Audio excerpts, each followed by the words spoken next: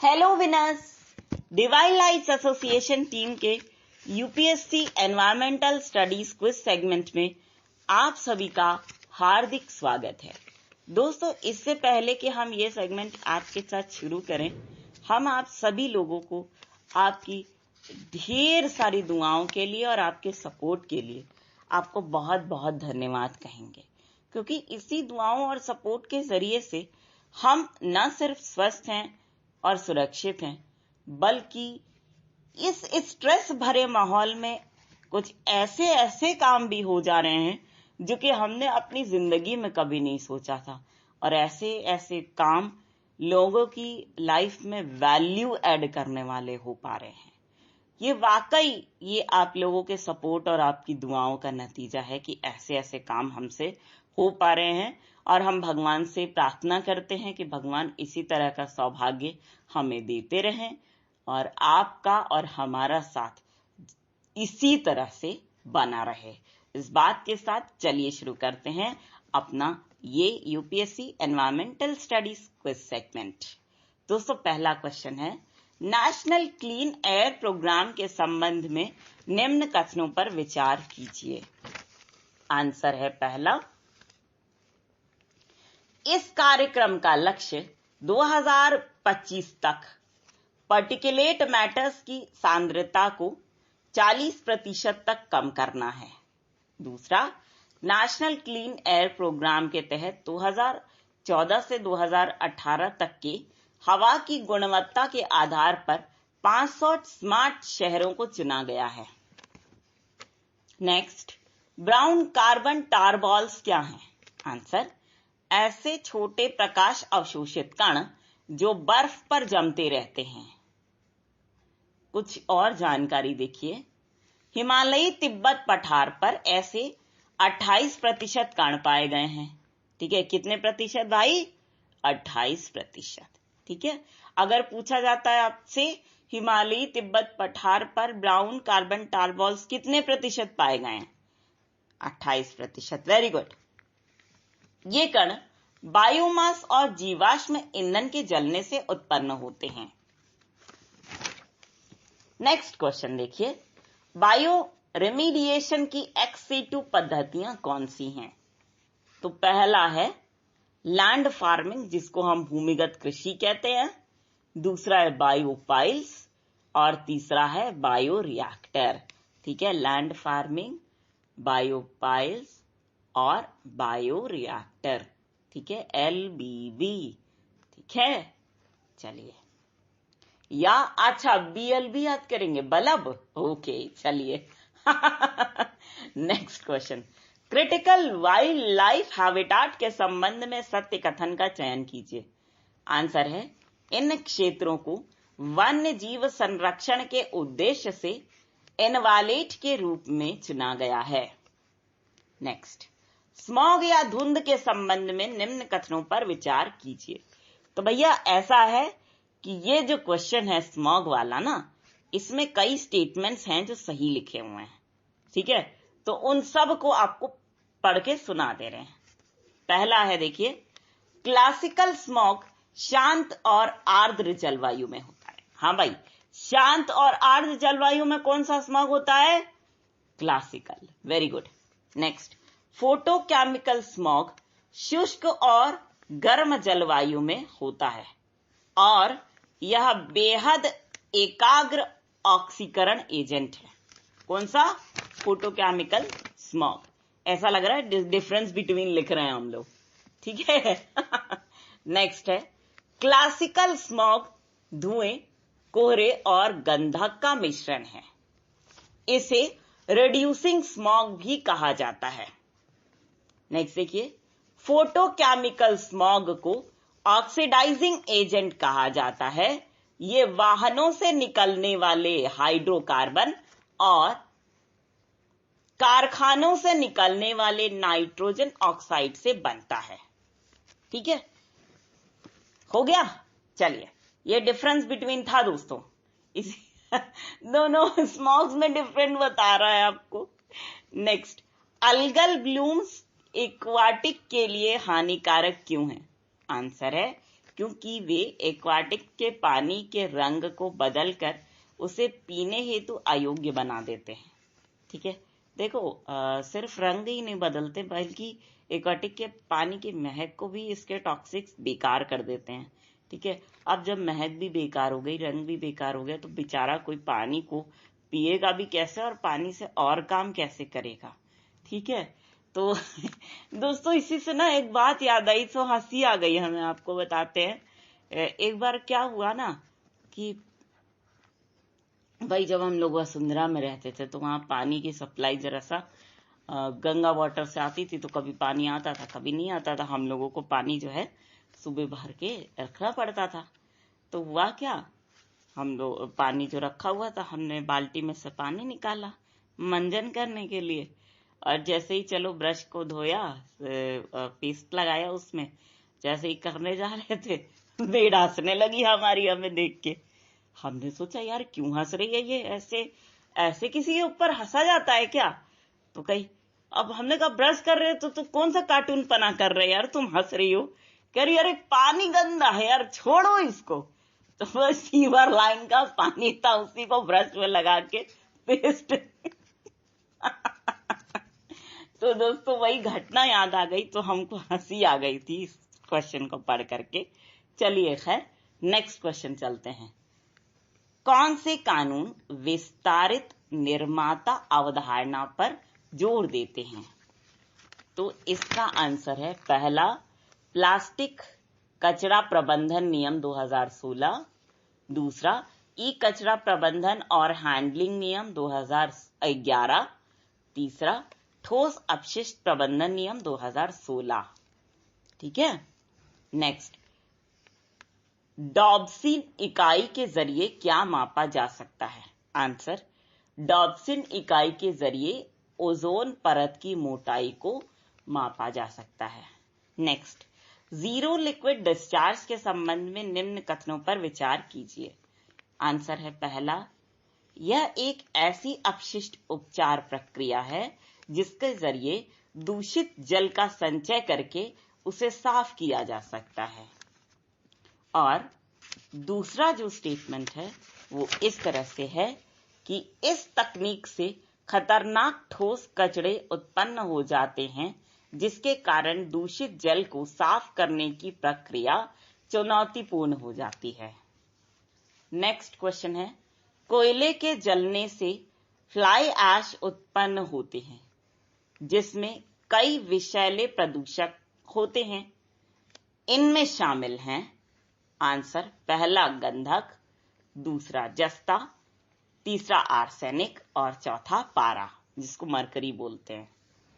ठीक, नेक्स्ट, निम्न प्रजातियों में से गंभीर रूप से लुप्तप्राय प्रजातियों का चयन कीजिए।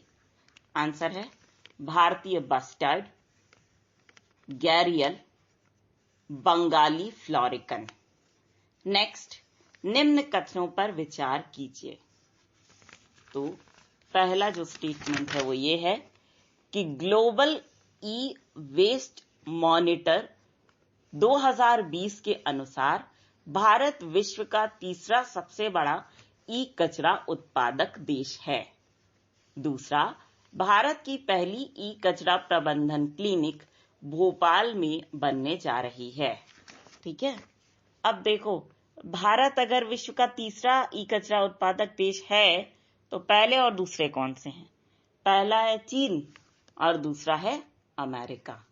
ठीक है, नेक्स्ट, जैव आवर्धक होने के लिए एक प्रदूषक को कैसा होना चाहिए? तो पहला है वसा में घुलनशील, दूसरा है जैविक रूप से सक्रिय। नेक्स्ट, बायो रॉक तकनीक किससे संबंधित है? आंसर, कोरल रीफ की बहाली से। नेक्स्ट, संशोधित प्लास्टिक अपशिष्ट प्रबंधन नियम 2018 के तहत किस वर्ष तक बहुपरतीय प्लास्टिक्स के चलन को खत्म करने का लक्ष्य रखा गया है? आंसर, वर्ष 2024 तक। ठीक है, जो मल्टी लेयर्ड प्लास्टिक नहीं होते हैं उन्हीं को खत्म करने की बात हो रही है यहाँ पे। Next, global climate risk index किसके द्वारा जारी किया जाता है? आंसर, जर्मन वॉच द्वारा। देखो ये ध्यान रखना कि ये जो क्वेश्चन है किसी भी एग्जाम में आ सकता है, ठीक है वो। Next, global partnership on artificial intelligence के संस्थापक सदस्य कितने हैं? आंसर, 15। देखो नाम देखिए इसके, Australia, Canada, France, Germany, Bharat, Italy, Japan, Mexico, New Zealand, कोरियाई गणराज्य, अमेरिका, ब्रिटेन, स्लोवेनिया, सिंगापुर और यूरोपियन यूनियन के देश। ठीक है। नेक्स्ट क्वेश्चन, समुद्री कछुआ की व्यावसायिक खेती के उद्देश्य से, समुद्री शैवाल की व्यावसायिक खेती के उद्देश्य से किस संस्थान द्वारा मिशन समुद्री शैवाल शुरू किया गया है? ठीक है, आंसर है प्रौद्योगिकी सूचना मूल्यांकन प्रबंधन। प्रौद्योगिकी सूचना पूर्वानुमान और मूल्यांकन परिषद। प्रौद्योगिकी सूचना पूर्वानुमान और मूल्यांकन परिषद। ठीक। नेक्स्ट, लेदरबैक समुद्री कछुए को वन्य जीव संरक्षण अधिनियम 1972 की किस अनुसूची में रखा गया है? आंसर है पहली अनुसूची में। ठीक है। अब देखिए नेक्स्ट क्वेश्चन पे चलते हैं। नेक्स्ट क्वेश्चन है, भारत की पहली क्रूज टर्मिनल सागरिका किस राज्य में स्थित है? आंसर है केरल में। यह पूछा जा सकता है किसी भी एग्जाम में। Next question, national strategy on blockchain x draft किसके द्वारा जारी किया गया है? Answer, ministry of electronics and information technology. देखो ब्लॉकचेन नाम से ही समझ में आ रहा है कि ये टेक्नोलॉजी का मामला हो सकता है ना। नेक्स्ट, धीगियाजुली असम का ऐतिहासिक शहर है। ये किस स्वतंत्रता आंदोलन से संबंधित है? आंसर है भारत छोड़ो आंदोलन से। धीगियाजुली और मारतीर, ये जो शहर हैं असम के, ये किससे संबंधित है? भारत छोड़ो आंदोलन से। फिर से दो शहरों के नाम सुन लीजिए। यहां पे धीगियाजुली लिखा हुआ है, लेकिन दो शहर ऐसे हैं। देखो कौन कौन से असम के शहर हैं ये? धीगियाजुली और मारतीर। ठीक है। नेक्स्ट, हिंद महासागर के इन द्वीप समूहों को उत्तर से दक्षिण के क्रम में लगाइए।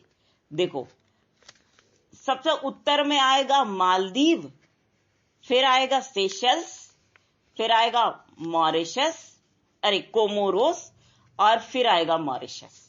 मालदीव, सेशल्स, कोमोरोस और फिर मॉरिशस। ठीक है, मालदीव, सेशल्स, कोमोरोस और मॉरिशस। नेक्स्ट क्वेश्चन, मिशन जन शिक्षण संस्थान के तहत किस प्रकार के लोगों को व्यावसायिक प्रशिक्षण देने का प्रावधान किया गया है? आंसर है निरक्षर लोगों को, नव साक्षर लोगों को और स्कूल ड्रॉप आउट्स लोगों को। ठीक है। निरक्षर कौन होते हैं? जो बिल्कुल भाई पढ़े लिखे नहीं है, जिनको आप इलिटरेट कह देते हैं। ठीक है। नव साक्षर, जिनकी पढ़ाई लिखाई अभी हाल ही में शुरू हुई है। और स्कूल ड्रॉप आउट्स मतलब कि कुछ क्लासेस तक पढ़ाई छोड़ करके जिन्होंने अपना निर्णय लिया कि भाई हम कोई काम करते हैं, नहीं तो हमारे घर का खर्चा वर्चा कैसे चलेगा, है ना। नेक्स्ट, गो इलेक्ट्रिक कैंपेन किस मंत्रालय द्वारा लॉन्च किया गया है? Go electric campaign? आंसर है ministry of road transport and highways. Ministry of road transport and highway. Next, केंद्रीय प्रदूषण नियंत्रण बोर्ड किस प्रकार की संस्था है? आंसर, एक विधायी संस्था। नेक्स्ट, केंद्रीय प्रदूषण नियंत्रण बोर्ड किस अधिनियम के तहत अस्तित्व में आई? आंसर, जल संरक्षण और प्रदूषण नियंत्रण अधिनियम 1974। जल संरक्षण और प्रदूषण नियंत्रण अधिनियम 1974 के तहत यह संस्था अस्तित्व में आई है। तो दोस्तों, इसी सवाल और इसी जवाब के साथ ही ये सेगमेंट यहां पर खत्म हुआ।